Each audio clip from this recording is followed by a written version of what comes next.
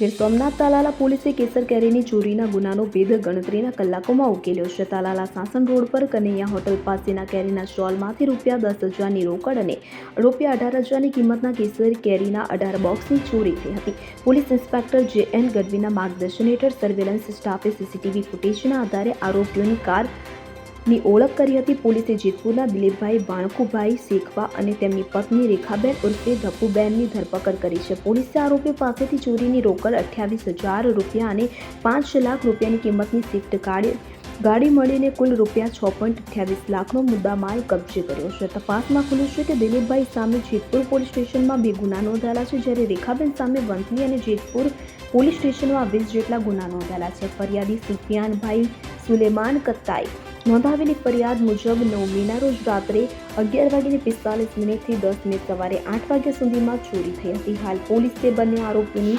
પૂછપરછ શરૂ કરી છે. Bureau report CN24 news.